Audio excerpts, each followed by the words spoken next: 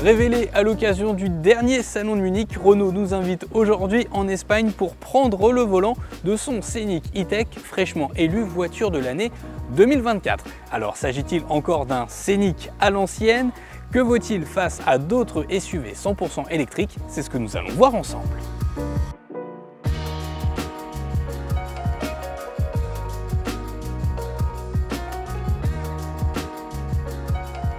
Alors est-ce que c'est encore un Scénic électrique? Évidemment que c'est radicalement différent aussi sur le plan de la conduite par rapport au Scénic que l'on a connu historiquement.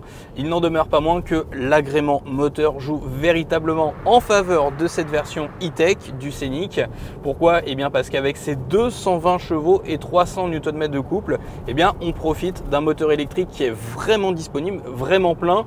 Quand on le met en comparaison avec le Peugeot i3008 que nous avons essayé récemment, ça n'a rien à voir, même en mode confort. Regardez, une petite pression sur la pédale de gaz et l'ensemble se mouvoie. Donc là, clairement, que ça soit pour dépasser, pour se relancer, pour s'extirper de la circulation et même pour enrouler, comme c'est le cas en ce moment sur les petites routes espagnoles d'Andalousie, ce moteur se montre plein, vraiment 220 chevaux, 300 Nm. Ça fait vraiment le job, même plus que ce qu'il n'en faut pour un SUV familial. C'est à mettre aussi en relation avec la plus petite version de ce Scénic E-Tech, puisque là nous avons la version la plus performante. Il faut savoir qu'on a une version un peu moins motorisée de 170 chevaux également au programme avec ce Scénic E-Tech. En revanche, si vous comptez faire de ce Scénic E-Tech votre voiture quotidienne de tous les jours, la motorisation de 120 chevaux sera tout indiquée.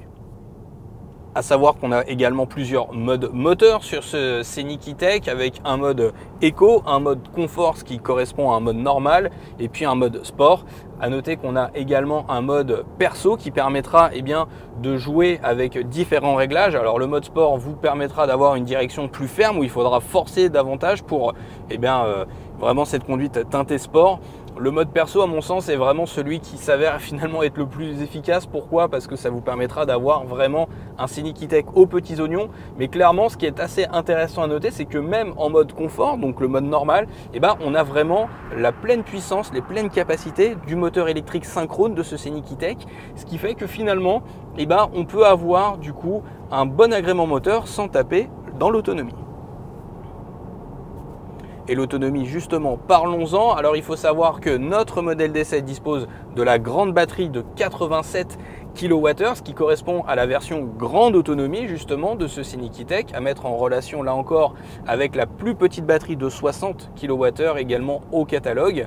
Alors dans les faits, cette batterie de 87 kWh promet selon Renault une autonomie maximale de 625 km en cycle mixte WLTP. Et justement, les ingénieurs de Renault ne mettent pas l'accent sur les performances de ce Scénic E-Tech, non, ils mettent l'accent sur l'autonomie, la possibilité d'enquiller les kilomètres. Et ça se confirme, même si comme d'habitude on attendra de le passer bien évidemment au labo pour mesurer avec précision l'autonomie réelle de ce nouveau Scénic.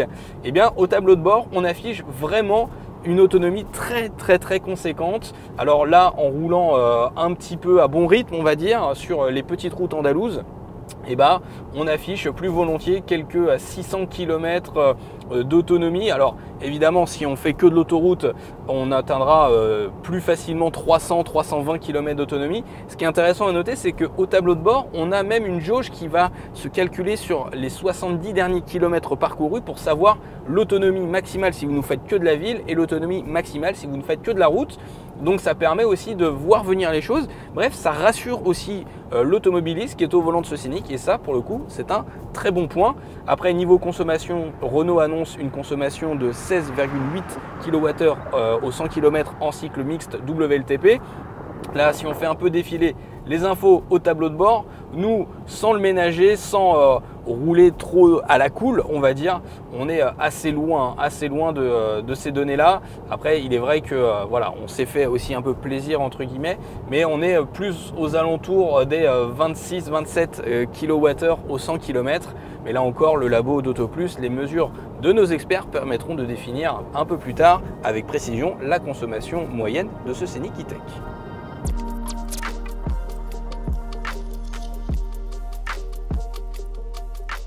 Souvenez-vous en introduction, je vous disais, est-ce que ce Scénic E-Tech doit son appellation. Est-ce qu'il s'appelle Scénic et rend hommage au design d'antan? Eh bien, force est de constater que non.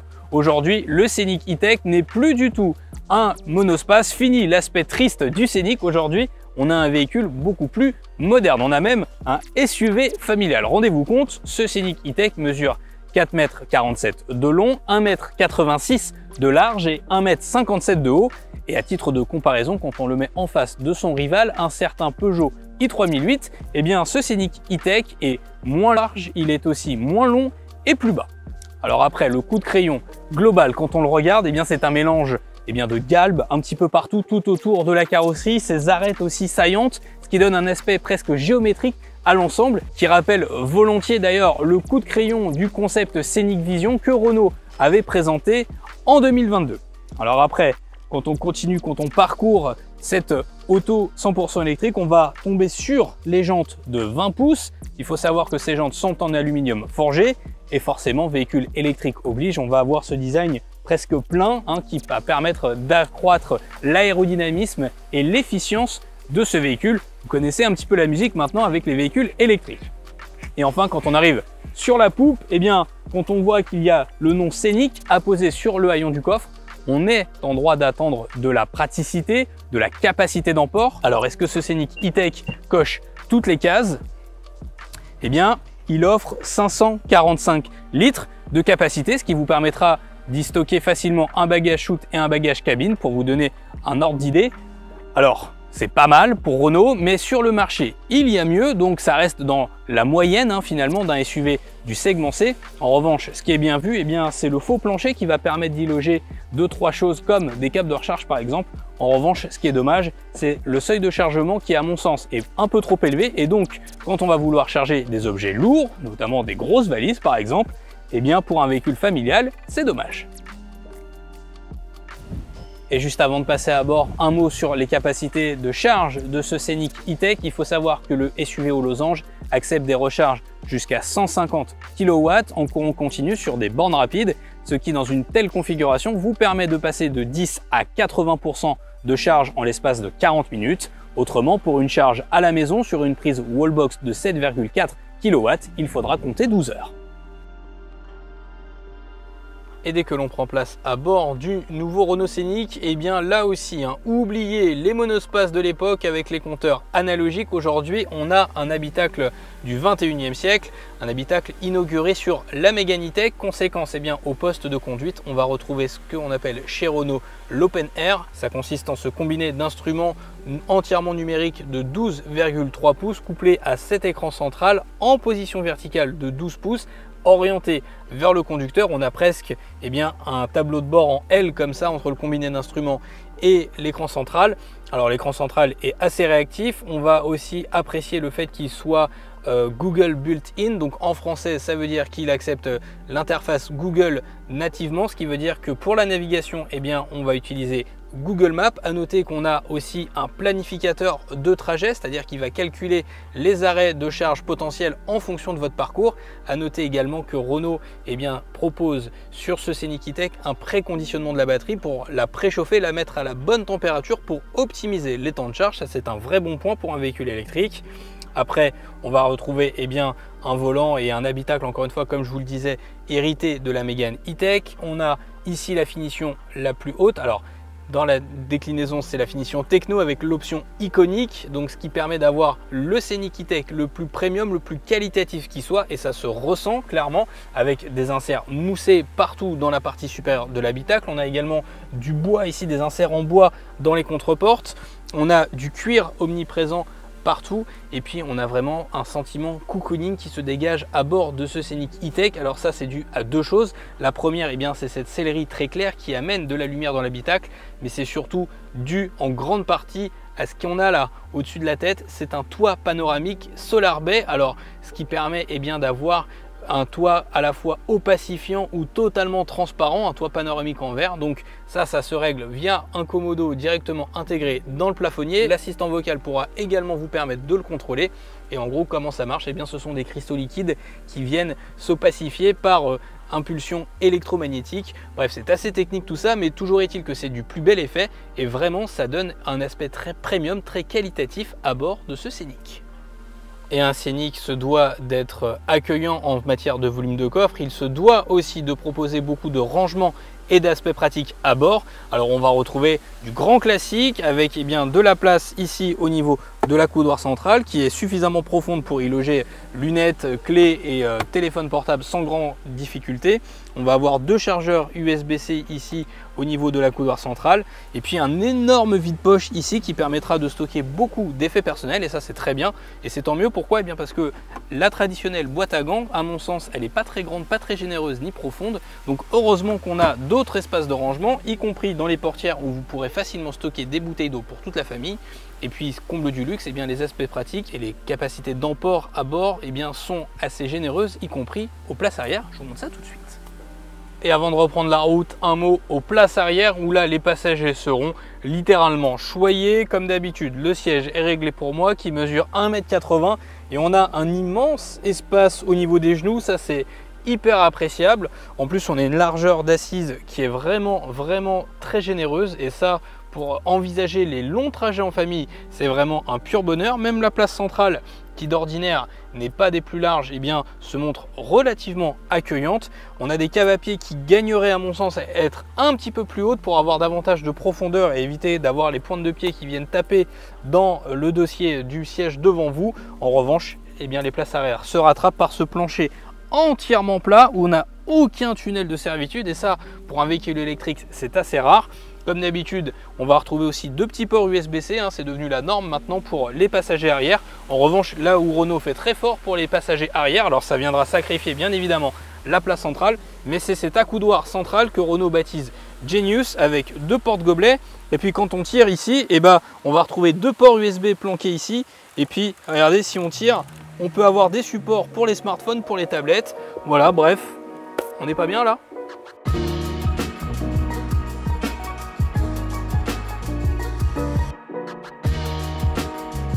Et s'il peut parcourir bon nombre de kilomètres ce Scénic, est-ce qu'au moins on peut les faire dans de bonnes conditions? Qu'en est-il de son comportement routier? Et là c'est une excellente surprise, là encore à mettre en relation par exemple avec son concurrent direct et rival français, le Peugeot i3008. Alors même si on n'est pas là pour vraiment comparer les deux, mais il est vrai que là pour le coup le comportement routier de cette voiture aux losanges est vraiment efficace. Alors ça c'est dû en grande partie aussi avec les 4 roues qui sont vraiment aux 4 coins de la caisse, aux 4 coins du châssis, ce qui permet d'avoir un bon équilibre des masses. En plus la batterie logée sous le plancher permet là aussi de descendre le centre de gravité et donc d'accroître la maniabilité, la tenue de route. On a une prise de roulis qui est vraiment maîtrisée, on le sent presque pas et ça c'est dû aussi en grande partie à la différence de poids. Si encore une fois on reprend l'exemple du i3008 essayé récemment qui affiche 2 tonnes 1 avec sa batterie de 73 kWh, là le Scénic avec cette grosse batterie de 87 kWh affiche 1 tonne 8 sur la balance et ça se ressent. Et donc on a une direction qui est très précise, même en mode confort. Encore une fois, ça montre vraiment toute l'efficience de cette voiture et c'est vraiment agréable. Et pour clôturer sur le comportement routier, le dynamisme de ce Scénic E-Tech, laissez-moi vous parler du freinage. Alors il faut savoir que on pourra jouer avec les palettes au volant pour régler le freinage régénératif sur 4 niveaux. 0 complètement désactivé, 1, 2 et 3 pour plus ou moins de puissance au frein. À mon sens, c'est le mode 2 qui vous permettra d'avoir le meilleur freinage régénératif parce que le 3 est vraiment brutal. Alors à noter au passage que vous n'avez pas de technologie one pedal, c'est-à-dire que le Scénic E-Tech va ralentir tout seul sans toucher à la pédale de frein jusqu'à 10 km/h, mais que pour arrêter complètement le SUV au losange, il faudra appuyer sur la pédale de frein. Mais globalement, le freinage se montre très bon. Là encore, avec une tonne 8 relativement contenue pour un véhicule du segment C 100% électrique, le freinage se montre assez endurant, satisfaisant. Attention toutefois, si on veut se servir quand même du frein régénératif, à appuyer surtout dans des routes un peu vallonnées quand même sur la pédale de frein pour vraiment arrêter l'ensemble, vraiment ralentir ce Scénic E-Tech. Mais mis à part ça, ça se montre très satisfaisant. Et puis de toute façon, on pourra compter sur toutes les aides à la conduite et au stationnement, toutes les ADAS. Alors il faut savoir que là, nous avons la finition techno, option configuration iconique pour être tout à fait précis, comme le dit Renault. Ce qui veut dire que là, on a vraiment un Scénic full option où il y a absolument tout dessus.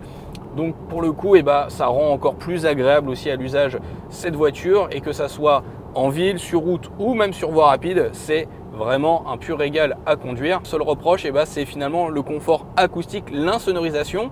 Si on a un isolant au niveau du pack batterie pour vraiment gommer les bruits de roulement, pour le coup, on a une insonorisation qui n'est pas parfaite à mon sens. C'est un vrai point à améliorer, je pense. C'est peut-être l'un des seuls défauts finalement de ce Scenic E-Tech, où dès que l'on atteint les 80-90 km/h, on va sentir des sifflements d'air dans l'habitacle. Et ça, pour le côté cocooning souhaité par Renault, c'est pas très bon.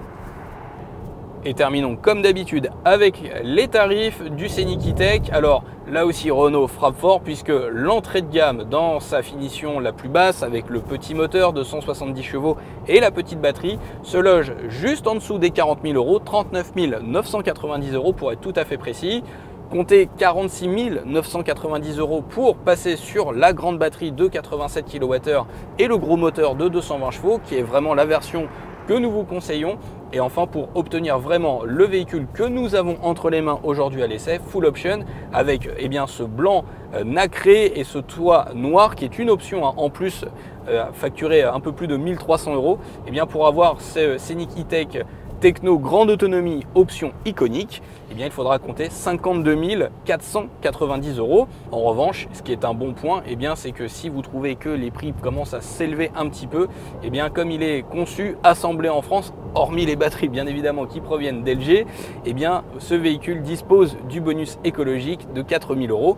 Et Renault est malin puisque le bonus écologique est calculé uniquement sur le prix du véhicule en fonction de sa motorisation et pas des options, ce qui veut dire que même avec l'option iconique à plus de 52 000 €, vous pourrez quand même réduire de 4 000 € la facture finale.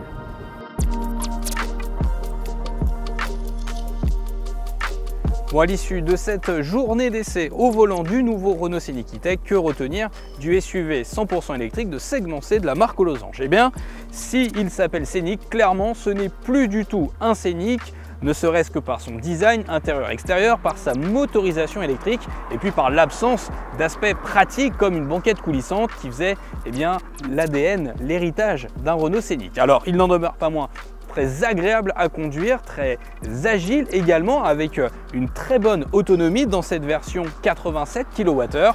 Reste que si du coup les aspects pratiques sont primordiaux pour vous pour un Renault Scenic, passez votre chemin. En revanche, si vous êtes à la recherche d'un SUV familial 100% électrique, très bien fini, très bien doté et très agréable à rouler, ce Renault peut devenir vraiment une future référence en la matière et aller concurrencer un certain Tesla Model Y. Reste que pour profiter d'un Scenic très bien fini, il faudra tabler sur des finitions hautes et pas mal d'options, ce qui fait que l'on s'écarte très loin du prix d'appel aux alentours des 40 000 €. Quant à moi, il ne me reste plus qu'à vous remercier d'avoir regardé cet essai jusqu'au bout. Comme d'habitude, pensez bien à vous abonner et à activer toutes les notifications. Je vous dis à très bientôt. Ciao.